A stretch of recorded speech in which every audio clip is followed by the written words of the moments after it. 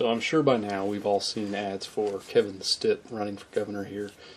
And he presents himself as this all-American businessman, native Okie, all-American family man, good Christian man. Some questions there, and I think that maybe some of these should be looked into a bit. On the surface here, this picture looks great, right? This is the all-American white male, born leader, naturally bred to be that way. That's the image that's portrayed. And not to say, unfortunately we don't want to penalize, right?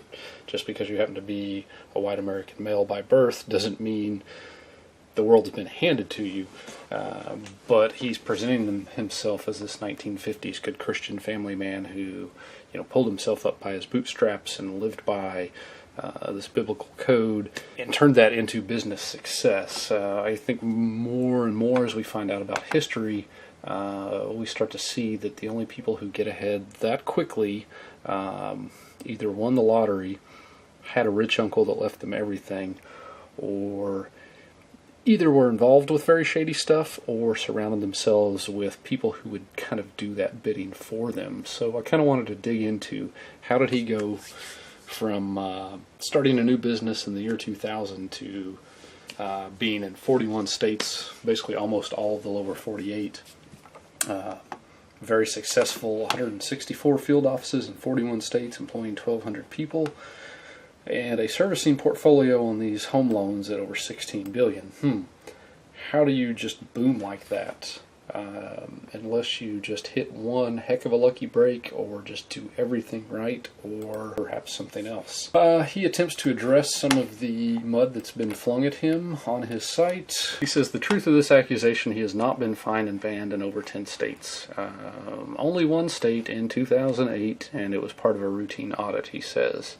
And he also says the company has a solid reputation with regulators. You can read an article published by the Tulsa World. Now, he also lives in the Tulsa area, so I'm sure the local newspaper wants to make a local businessman look good, so I'm not so sure, not to discredit them, but I'm not so sure that that would be the best source of info here.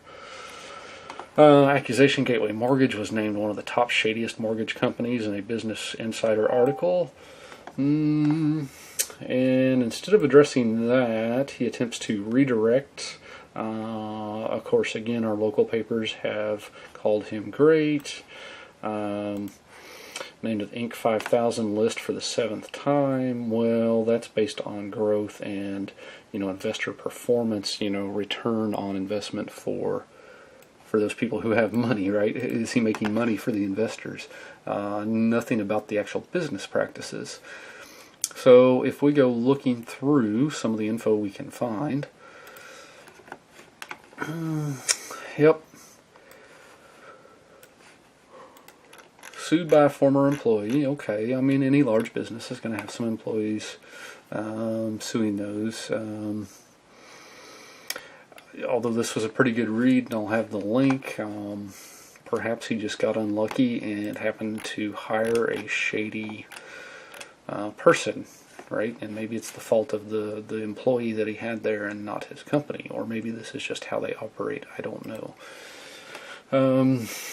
Some consumer affairs reviews from people. So this guy says never dealt with a company that makes it so difficult to pay them or give them money. This was not his original lender. His original lender sold his mortgage to Gateway Mortgage Company, and they're just making it very difficult for him to pay. Here's somebody actually from Tulsa. Yep, they have wrecked something that was working fine. Now this is his opinion, what he's saying. It's basically impossible to pay my bill. And he questions this guy for governor, huh? Here's an article from the Tulsa World, which on his own site he says, Tulsa World says he's a great guy, or his company's great. 2009 consent agreement barring Stitt and his company from doing business in Georgia. The ban on the company, Gateway, is permanent, while Stitt himself agreed not to do business in Georgia for 5 years. And of course his attorney says there were no findings that involved him directly, involved Kevin. Just his company, right? If I'm the CEO, I'm the captain of the ship.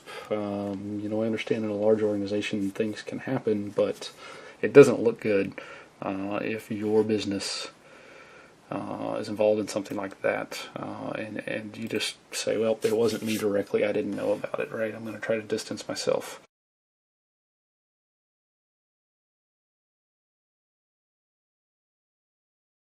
Here's one of the lawsuits, I guess, where he was the plaintiff's attorney.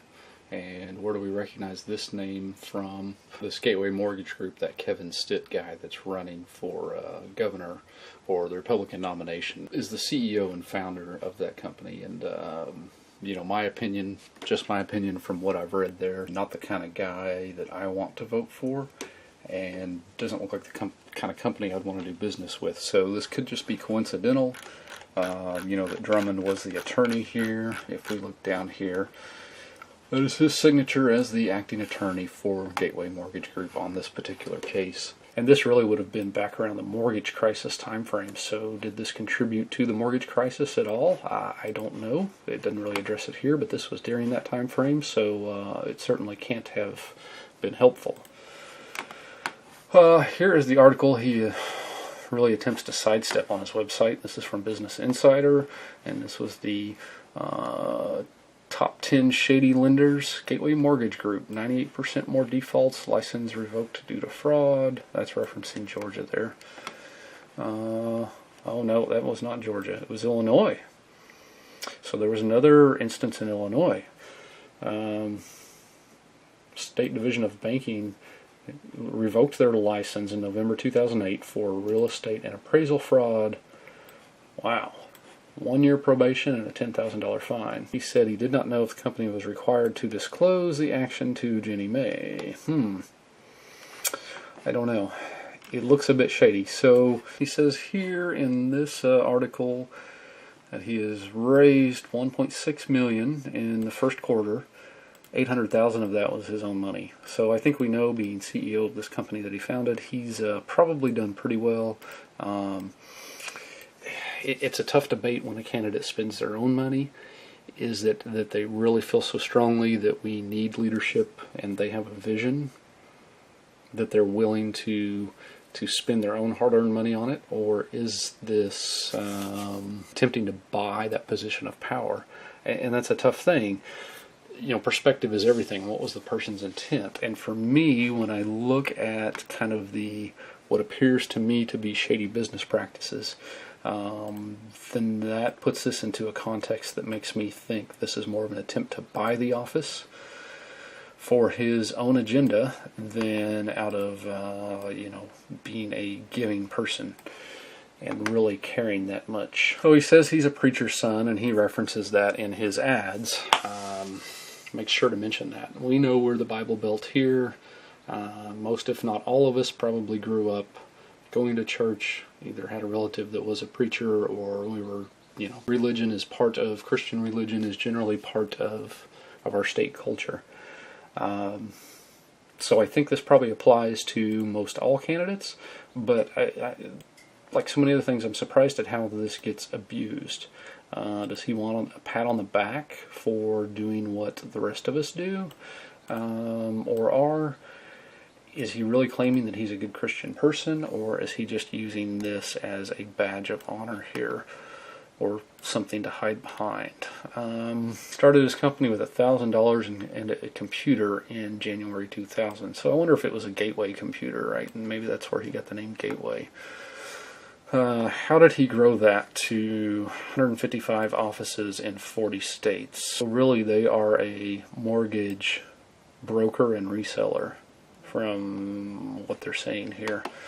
So it sounds like we're buying loans, taking a little bit of fee, then possibly reselling them or holding on to them and making it difficult for people to pay, as some of those people noted, and that was their opinion. How do you grow a business that big unless you're doing something a little bit questionable? And that's, again, my concern seeing those reports. He says, day one in office, everybody's going to know that Oklahoma is open for business. What kind of business are we open for? Is this going to be the kind of business behavior that he himself has been open for? That's my concern.